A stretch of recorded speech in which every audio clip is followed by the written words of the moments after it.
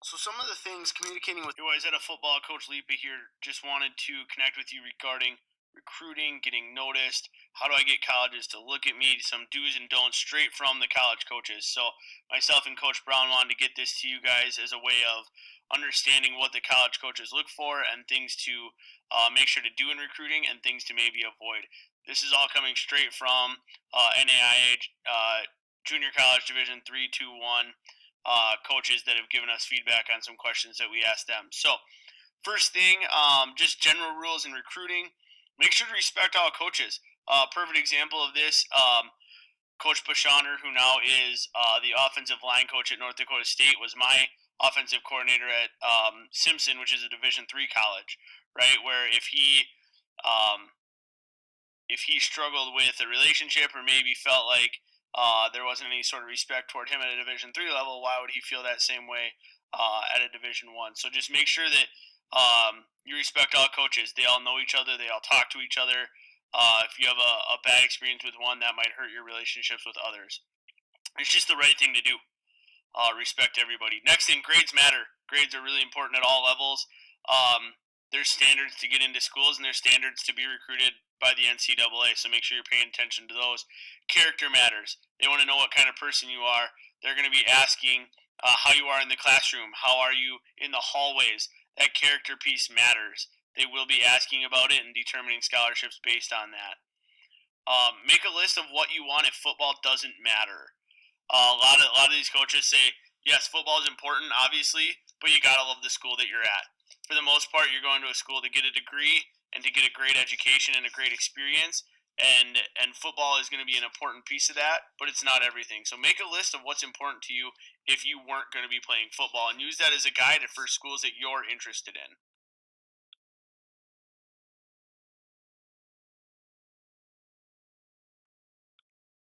So some of the things communicating with coaches that we received feedback on was take the initiative. If you have a school that you're specifically interested in, make sure to reach out to the coach, email and a phone call.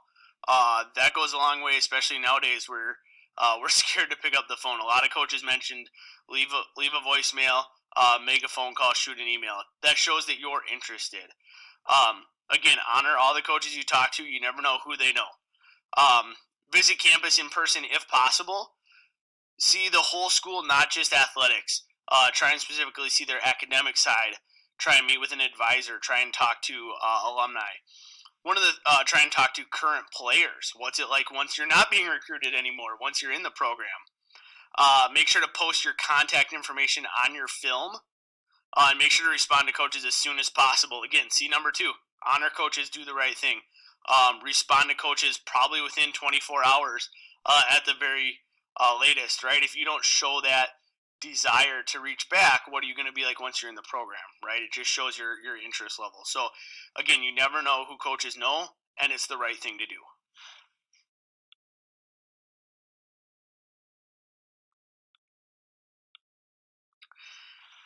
Some ways to use your game film effectively. Include your measurements in your film as far as height and weight. Um, be be honest. Don't round up. That's one of the biggest things that if they invite you to a camp and you put on your film that you're 6'1", 215, and you're really 5'11", 200, they notice that, right? And so just be honest. You can't change it, right? So just be honest about it. Circle or highlight yourself before the play, and also give your responsibility. For example, if you're in the slot as receiver, circle yourself, and if you're supposed to run to the safety and block him on a running play, put that in there. That way they know what they're watching for.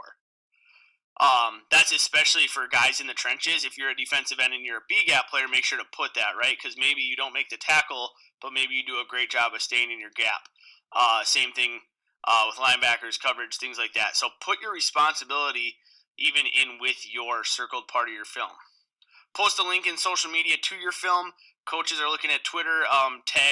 People specifically will tag you. Make sure that Coach Brown, myself, Coach Thompson, Coach Halverson, make sure that we have links to your film. Show plays against great competition, right? If you know that we've played against another kid who's getting recruited, make sure to post that, right? Post your film against Eden Prairie, against St. Michael. Try and pick as many plays as you can against some of our best competition. And also include your season stats in your film.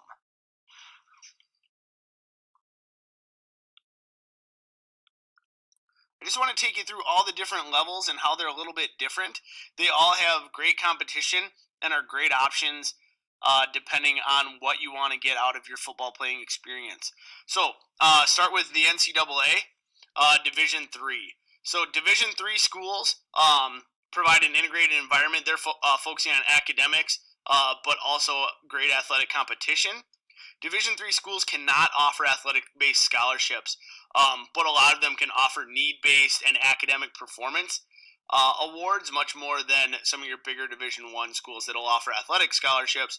But apart from that, there's not a lot of aid that they'll grant. If you're planning to attend a Division III school, you do not need to enter the eligibility center.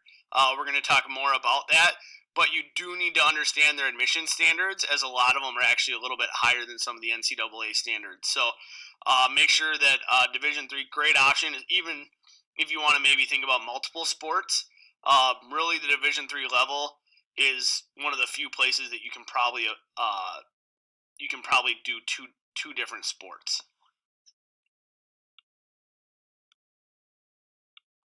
Division II. Division II is a partial scholarship model. That means that they can offer scholarships that maybe are not fully inclusive for athletics alone. A lot of schools will mix an academic and a need-based aid with some sort of athletic scholarship. That's where Division II, you really need to ask what the offer is. Being offered doesn't mean it's a full ride. It could be books. It could be a full ride. You just need to ask those questions. A lot of the D2 programs, you need to actually be eligible through the NCAA clearinghouse, and you need to have specific grade marks to also get into the school. Minnesota has one of the premier Division II conferences in the country, in the Northern Sun, so we're blessed to have that here. So again, these are schools that if you feel like you're a fit, make sure to reach out to their coach and give them a phone call, and then also attach your film to it. A lot of Division II athletes, really high level of competition, but again, it's a mix of need-based, academic, as well as athletic scholarships. It's not necessarily, if you get offered an athletic scholarship, that it's going to cover everything. So just make sure to ask that question if you're in that situation. The NCAA has two what we would consider Division I divisions, FBS and FCS. Really, the only difference is the amount of scholarships that you can carry on each roster. The Division I FBS that we would think of, which is Minnesota, Iowa, Wisconsin, those can carry 85, where FCS, North Dakota State, South Dakota State can carry 63. Other than that, they are almost identical as far as needing to be in the clearinghouse. At this level, it is a high commitment. Talking with some of those coaches, yes, it's an academic scholarship, but as far as the full investment into you, as far as nutrition, training, everything else, that cost is somewhere north of $150,000 a year to have you as an athlete on campus as far as what they spend. So it's a big commitment. They ask a lot of you. The emphasis is on being an athlete, but also this is the top level of competition. There are positions on the team, walk-ons and preferred walk-ons. Each program is a little different in the way they do a preferred walk-on. The intention is that you are on the roster at that point. If you are a walk-on, you're trying to earn a spot on the team, is typically what was explained to me by two different Division I coaches. So just make sure, again, ask the question, where do they see you? Most will be honest and tell you where you're going to be, as far as on a depth chart, as far as the ability to earn a scholarship. But it's definitely an option that happens. There are multiple players on Minnesota and Iowa starting roster that came in as walk-ons or preferred walk-ons.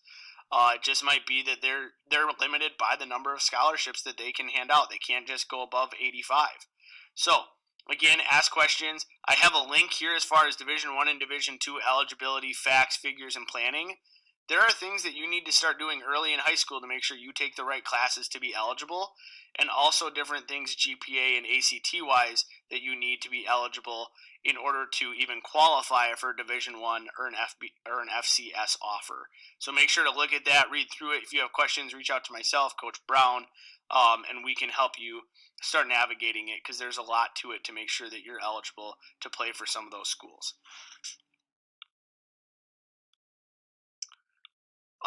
Another organization is NAIA. It is completely different than the NCAA.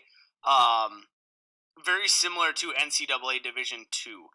Sports have athletic scholarships available, but they can use them as see fit, and they can also give out as many as they see fit. I think there's a limit of, I want to say, 30, but not all schools will give out all 30. So it's going to be different school to school. Morningside in Iowa is one of the premier NAIA schools in the country as far as football goes. So please see that NAIA facts, figures, eligibility questions in the bottom, but very, very similar to NCAA Division II as far as scholarships, how to earn them, and eligibility requirements. NAIA is a great option. It's not as prevalent in the Midwest, but as you get over toward the East Coast and in the South and Texas, there's some very, very good NAIA football programs. Thinking about programs in Ohio, Pennsylvania. So something that if you're willing and comfortable getting outside of Minnesota, NAIA schools are also able to offer athletic scholarships and great levels of competition. Junior college is another different organization. It is not connected to the NCAA, although many NCAA schools will recruit out of junior college schools. These are all 2-year colleges. They're considered stepping stones to 4-year institutions or specialty schools. They still have academic requirements, but they're typically a little bit lower than NCAA or NAIA. Great competition. Many prospects that maybe struggled to meet the requirements of the NCAA coming out of high school will go to these schools to become eligible. So this is something that maybe you had some rough years academically, or maybe you're just not sure where you want to go yet. Maybe you feel like you were under-recruited. This is a chance to go prove yourself. A lot of these junior colleges, specifically, there's some very good ones in Iowa, Nebraska, Kansas, has some very solid junior colleges that put 5, 10, 15 athletes into Division I programs every year. So this is a great option. Maybe you're not sure about major, you're just not sure about school yet, or maybe academically still have some work to do. Junior college is a great option. So again, look at that facts, figures, and eligibility rules for junior college, also referred to as JUCO. We wanted to include a little advice for parents that we got from coaches. Biggest one is it's about your child, and give them room to lead that communication and to research into the schools that they want to go to. It's really important that your son is able to give that communication, your athlete's able to connect with coaches, and really parents are there for a support system to bounce ideas off, and in those conversations do a lot more listening than talking, and really just help them to work through the decision. It's a big decision. Your athlete's feeling a lot of pressure, even if they won't maybe let on to it. So be patient, and also use us as the high school coaches to maybe help with questions, or if they're not sure where they would fit in, what level we see them at. We've been blessed to coach kids at all different levels, and so we want to see your athlete be successful and can give them good evaluations and maybe things to continue to improve on. The other thing that college coaches recommended, being a multi-sport athlete is a big deal. A lot of the players they're recruiting are doing more than one sport. And if your child's doing more than one sport, to include that in any sort of conversation with those coaches. That's a big part of what these coaches look for, is guys that do multiple sports. So that is a huge recommendation from them as well.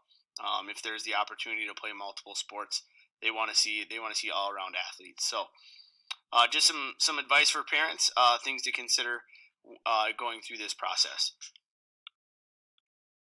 Just want to give a big thank you to the coaches that took the time to reach out and connect with us. It was valuable information that we were able to take from them, coaches at every level. So we were excited to reach out and connect with those guys. Thank you to our parents and players for everything you do for our program. If you have any questions, feel free to reach out to any of your coaches. We love you, care about you, and want to see you succeed at the next level if that's where you want to be. Trojan Pride.